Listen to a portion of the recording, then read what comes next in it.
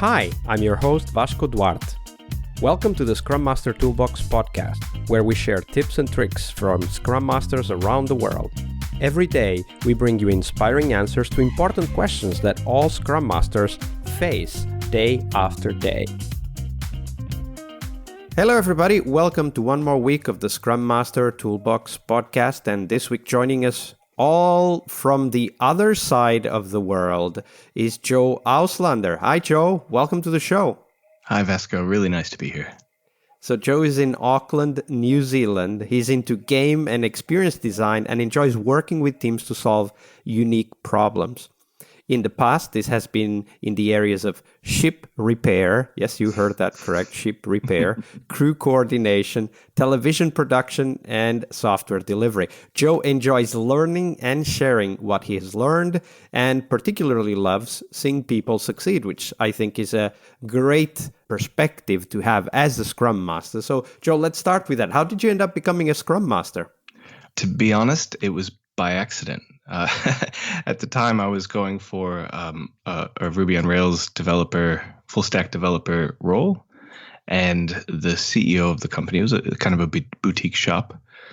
They were happy to give me the developer role, but kind of in the middle of the interview, he turned to his partner and he said, "Are you interested in being a team coach or a Scrum Master?" And I said, "I have no idea what that is, but tell me more."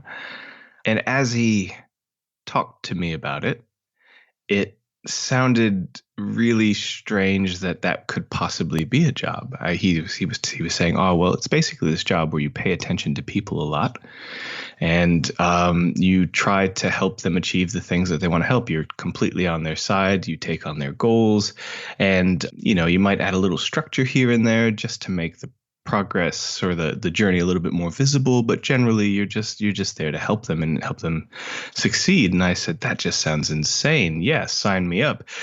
And then it's just the rest is kind of history. Absolutely.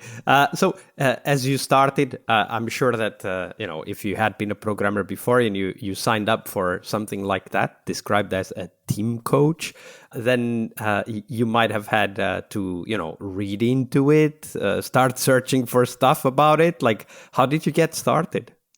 Yeah, well, to be honest, I did start as a developer. In fact, he said the best way to learn to be a Scrum Master is to work on a good, solid, agile team and have a great Scrum Master. And so I learned first as a developer what this whole Scrum thing was.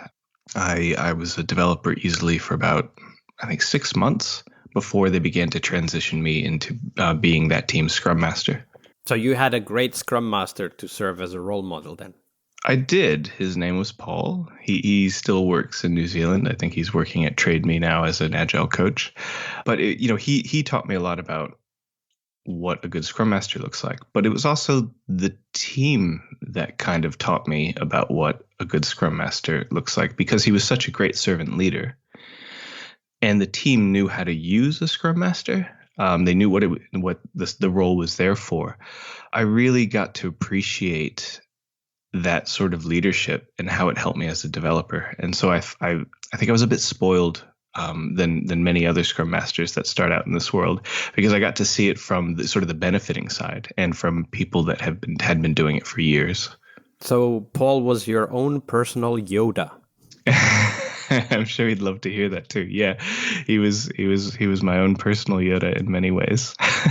Absolutely. So, of course, as you got started as a Scrum Master, and as we all do, you probably slipped up a few times. And today's Monday. It's Fail Monday here on the podcast, and we want to hear your story of failure so that we can then dig into the insights and learnings. But first, tell us that story, Joe. Yeah, I mean, I have an encyclopedia's worth of failures in my career.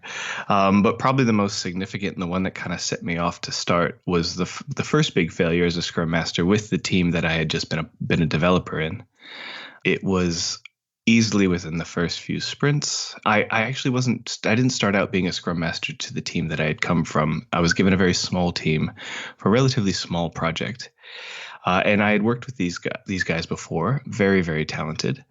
And we were interviewing, and I was supposed to be facilitating. We were interviewing a customer, and we were talking about problems, issues they had that we could potentially find solutions for. And throughout the whole conversation, unfortunately, my enthusiasm dominated, and I was completely talking to them and to the client as a developer. It was, looking back, it's actually quite embarrassing. But So what did that mean though, Joe, as a developer? What happened? well, so in that role, so this was stepping outside of like the traditional Scrum ceremonies, because we were a for-hire shop. We had this customer coming in, and they kind of wanted to do like a pre-refinement, and they wanted to talk about the website they wanted and what it could do, what features we could do, and how much time it would take.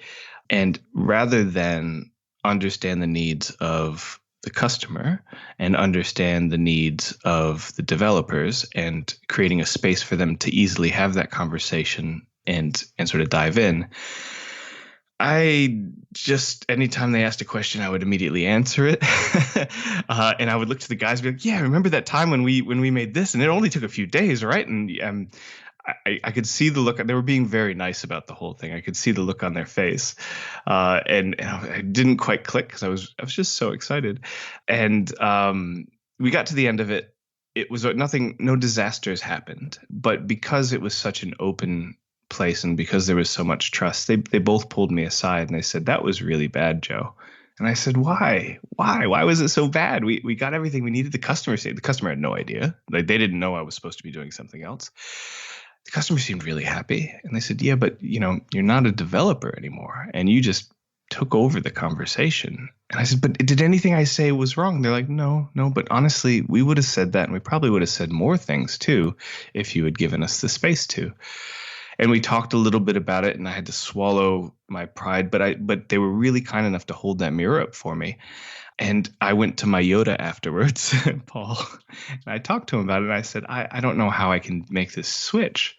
And he said, well, the good news is that the thing inside you that wanted to say something, that knew there was an answer, that's the signal that you need to use as a Scrum Master to pay attention, to encourage conversation, that there is an answer. You just don't need to be the person answering it anymore.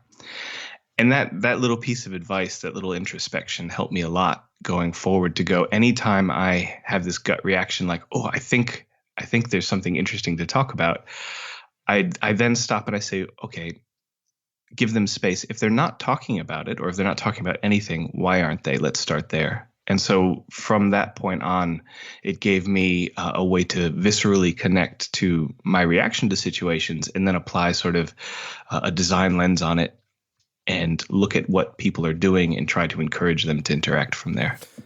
That's a great story. And I'm sure that most Scrum Masters have gone through a moment like that in their career. I can only imagine many of the ones where I was. And, the way I handled it is that every time I felt the need to answer something, I started by searching inside and trying to figure out what would be the question. What would be the question, right? So yes. at some point, some of my team members would come to me with something to talk about. And I, of course, at that time, I had already practiced, so I would turn it around into a question and give the question to them. And after a while, they would come to me, talk about something, and then say, "You're going to ask me a question, aren't you?" Exactly. No, that's exactly it. And of course, that is a difficult transition. How did you then kept yourself accountable? Like, how did you take care that you were indeed the one with the questions rather than the one with the answers? Well, I think as soon as I knew that was my role, I was just in training. To be honest, I'm still in training mode. I still sometimes, you have days where you're just tired and you've asked so many questions, and someone says something and you're like, the answer is this. Like, I am far from perfect, but I think it's just, I've made it part of my practice. So I surround myself with people that I trust. People know that I'm working on certain things, and I ask for feedback on them, and I let myself fail, and I say it's okay, and what's there to learn from it? Maybe it's maybe when I'm really tired and have had too many conversations, that's my work in progress for those sort of conversations in a day, and I need to excuse myself or just basically not say anything in these things, but take notes. So, I'm still far from perfect, but I think it's really just a matter of, now that I know that that's my role, I make it part of my practice and I make time for that practice. Absolutely. That's a great advice. Thank you for that, Joe. Thanks, Vasco. Monday is about what we learn from our obstacles and our failures. But tomorrow is Team Tuesday here on the Scrum Master Toolbox podcast. We explore teams and their journeys, the habits they develop that threaten their performance, how each of our guests helped their teams evolve, and the one key lesson they learned from that experience. We really hope you liked our show. And if you did, why not rate this podcast on Stitcher or iTunes? Share this podcast and let other Scrum Masters know about this valuable resource for their work. Remember that sharing is caring.